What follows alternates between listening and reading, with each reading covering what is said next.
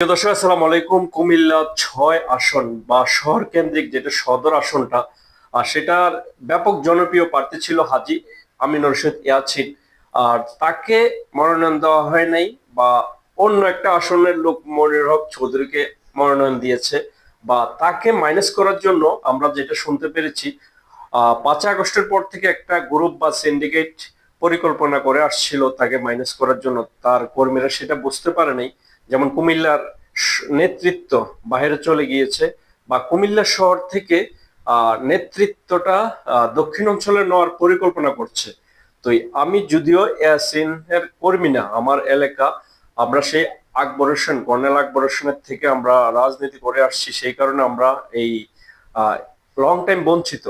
তারপরেও আমি এই কুমিল্লা শহরের যে ঐতিহ্য বা নেতৃত্বের ধারাবাহিক, আওয়ামী লীগ বলেন, বিএনপি বলেন, সেটাকে এখান থেকে সরিয়ে নেওয়ার পরিকল্পনা চলছে। তো আমি আমার জায়গা থেকে বলবো, যারা হাজী ইয়াসিনের কর্মী আছেন, সক্রিয় এতদিন মাঠে ছিলেন, হাজী ইয়াসিন সাহেব ১৭ বছর তাদেরকে আগলিয়ে ধরে রেখেছিলেন, মামলা হামলা বিভিন্ন, বিশেষ করে আমার মামাতো ভাইও যুবদলের আহ্বায়ক বাস্তবী ইউনিয়নের তহিদকে হত্যা করা হয়েছে পরিকল্পিতভাবে কিছু দুষ্কৃতিকারী। সেটা তার আশেপাশের কর্মীদের ব্যর্থতা আমি বলবো।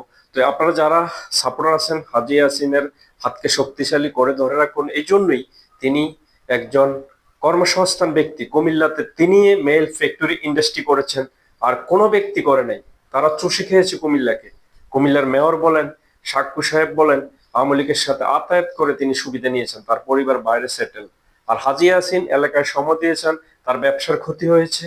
তিনি ইচ্ছে করলে চট্টগ্রাম, ঢাকাতে বিশাল শিল্প নগরী বা শিল্প প্রতিষ্ঠান গড়ে তুলতে পারত। শুধু রাজনীতির কারণে মানুষের পাশে দাঁড়িয়েছে তিনি, তিনি ক্ষতিগ্রস্ত হয়েছেন। আমি আশা করব দলও তাকে নমিনেশন দিবেন, বিবেচনা করবেন।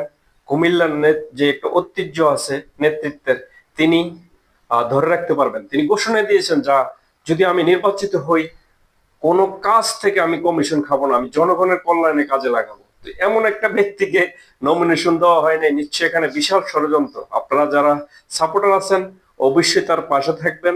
আমরা দেখেছি ৫ আগস্টের পর থেকে, আপনারা হয়তো বুঝতে পারেন নাই, তাকে দুর্বল করার জন্য তার পিছের নেতৃত্বকে তারা একরকম গ্রাস করে ফেলেছে। গ্রাস করে তাকে ষড়যন্ত্র করে অন্য দিকের থেকে আরেকজন এনে এই কুমিল্লা শহরে, যার কোনো নির্বাচনী প্রচারণা ছিল না, তাকে এখানে মনোনয়ন দিয়েছে। এটা অবশ্যই তারেক রহমান ভেবে দেখবেন। অবশ্যই অনেক সময় আছে, আবার উচ্চ কক্ষেও পিয়ার পদ্ধতিতে অনেকগুলো আসন থাকবে, তাকে মূল্যায়ন করবো আমরা আশা করি। ধন্যবাদ সবাই।